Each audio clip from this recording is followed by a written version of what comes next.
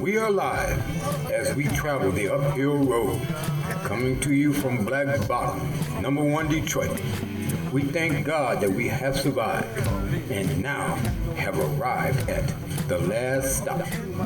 Living with reality, truth, and consequences. Now, on Thursday last week, it passes out of committee amendments to strip Section 224 out of the NDAA 2027 failed. And I said on Wednesday, Thursday, Friday, I said Israel is now the main national security threat. In my view, it was China before that and the domestic left and their alliance with Islam and, that whole constellation. But China still is a major threat. But Israel making this move, saying, camouflaging it, we don't need congressional money anymore because we're going to co-develop weapons.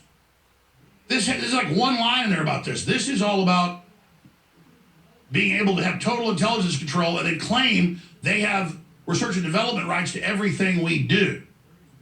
This is in the trillions of dollars. But then there's the national security implications that are even bigger. And so I'm like, where's the Pentagon? They need to speak out. This is treason. Well, 24 hours later, the Pentagon Friday leaks to the press. It's all confirmed to be accurate. And nobody's talking about prosecution now because I'm told Trump knows this is going on. Just like he leaked, telling Netanyahu, you're crazy and you'd be in prison if it wasn't for me and stop killing civilians. I told you that was Trump. He later admitted it was him. So there is a rift, at least on the surface, starting here.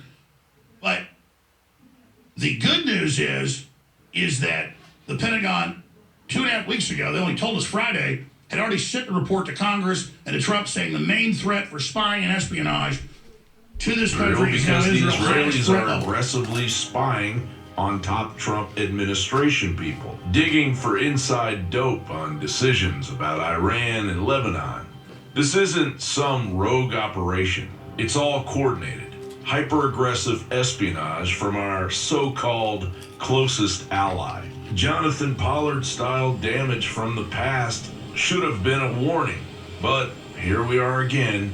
Americans are rightly asking how an ally that spies on us at this level gets treated like family. With me, I don't care if you start throwing nukes immediately, responsibly, but immediately. And the case that I've been pushing is the use of an electromagnetic pulse weapon or weapons against Iran.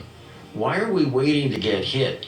That's Jonathan Pollard, the most famous Israeli spy in modern history, who sold out our secrets, got our agents killed, you name it. He sold to the Russians, the Chinese, the Israelis, everybody.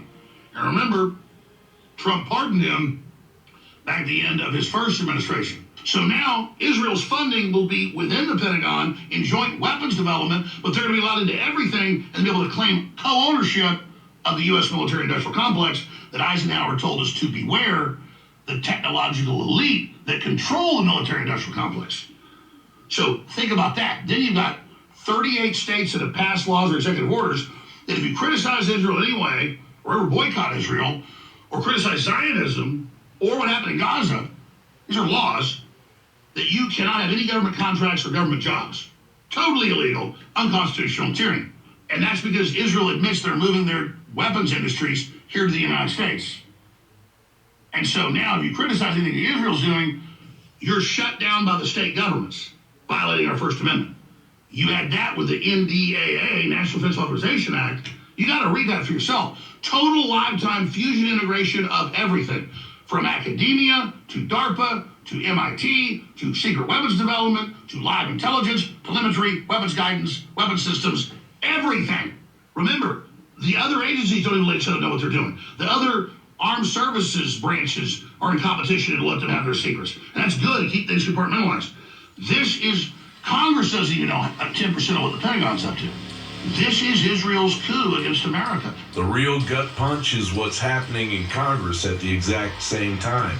On the heels of the revelation of Section 224 slowly advancing, Senator Tom Cotton slipped Section 622 into the FY 27 Intelligence Authorization Act.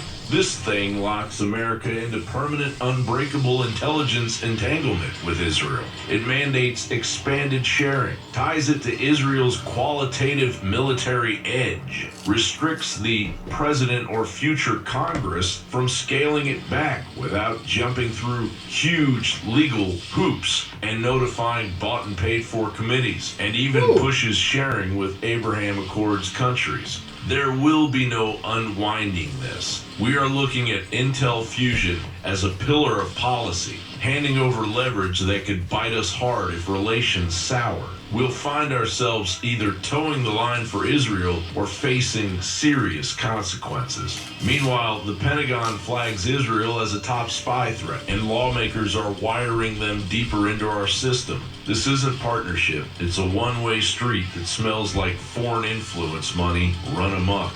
America First means putting our sovereignty and secrets ahead of any foreign lobby. It's not optional, and it's a major insult on this 250th anniversary of our nation. John Bound reporting. We are live as we travel the uphill road, coming to you from Black Bottom, #1 Detroit. We thank God that we have survived and now have arrived at the last stop. Living with reality, truth, and consequences. Brief, just to put a recap, and now to put a recap on the entitlement of uncouth women, black women, uncouth black women. You know, the women of the View, the woman on the, I don't know if it was an airplane or train or whatever, but, and just that thing on the View is just really amazing, you know, and the media, the so-called media, mainstream, you know, so openly lying to you, telling you not to believe what you're looking at. That's what they're telling you, not to believe what you're looking at. And then the rampant destruction of civil society by crazy criminals, insane criminals that need to be institutionalized, or they need to be unlived. You know, living with reality here. You know, when you murder somebody, then you do not deserve to live. Life for a life. Self-defense and all the different type of things like that, though those are different situations. But when you just come up behind a stranger and kill them, push them in front of a train, society does not need to be taking care of you and feeding and clothing you for the rest of your life in prison or institution. No. No, you just need to be, I guess, turning the Soylent Green, I guess. If you don't know what Soylent Green is, go rent the movie. You can't watch it unless you rent it or buy it. Old movie. Back in the 70s, I think that movie came out. And it was, the date projected was 2020. But anyway. And then again with the young man over in the UK. The UK, the so-called United Kingdom. Oh, it's fallen. It has fallen. It's been taken over. And Australia,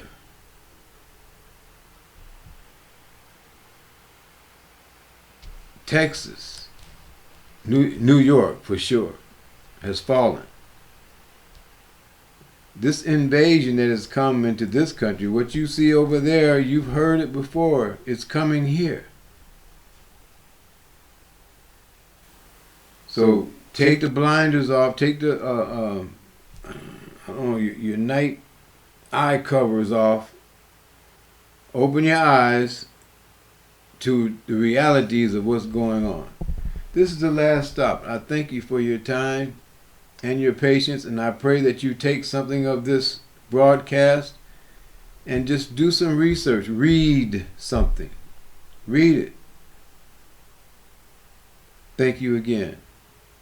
Peace be with you all. Okay. Yeah, let me tell you right quick where we're coming from. If you want a pastry chef, but then we give you some pastries, but this is not pastry chef time right now. This is not no time for pastries, because we're coming with the real deal right here. We're gonna wrap it out. We're gonna wrap it out. And so now it's time. Just go ahead and just check it out. Okay. Just check it out. Okay. Check it out.